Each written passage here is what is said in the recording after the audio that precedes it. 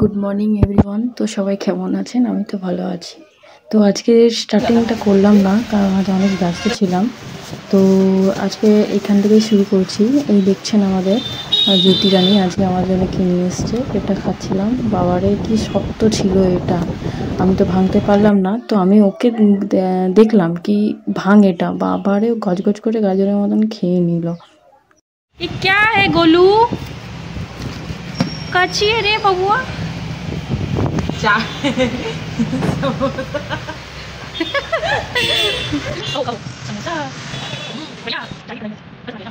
দিনের শেষে বাড়ি এলাম, ভাবলাম কিছু একটা সিম্পল খাওয়া যায়। তো ভাবলাম বাড়িতে যা সবজি ছিল ওই সবজিগুলো নিয়ে পরে সব ছোট ছোট করে কেটে পরে ইন্ডাকশনটা চালু করে নিলাম, কুকারটা বসিয়ে নিলাম।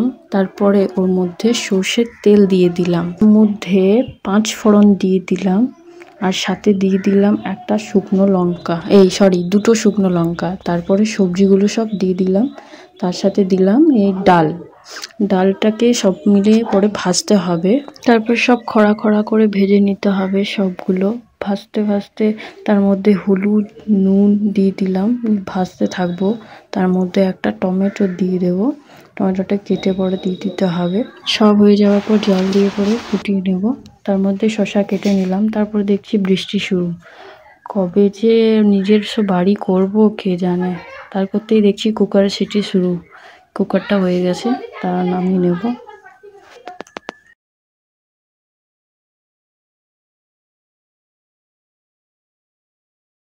রান্না কমপ্লিট। এবারে থালার মধ্যে ভাত নিয়ে নেব, সবজিটা নিয়ে নেব, তারপর খেতে বসবো। হালকার মধ্যে টেস্টি খাবার, সত্যি খুবই টেস্টি, দুর্দান্ত খেতে লাগছিল। সাথে শসা ছিল, শসাটা তো মানে কি বলবো, আর আমার শসা খুবই ফেভারিট, তো খুবই ভালো লাগছিল।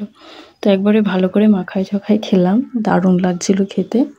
তো আপনারাও বাড়িতে একবার ট্রাই করুন এই রেসিপিটা আর কি। এই রেসিপিটা আমি আমার মায়ের কাছ থেকে আমি শিখেছিলাম, ওই তাড়াতাড়িতে ভালোর মধ্যে কিছু একটা সবজি। তো বেশ খেলাম দিলাম শান্তিভাবে।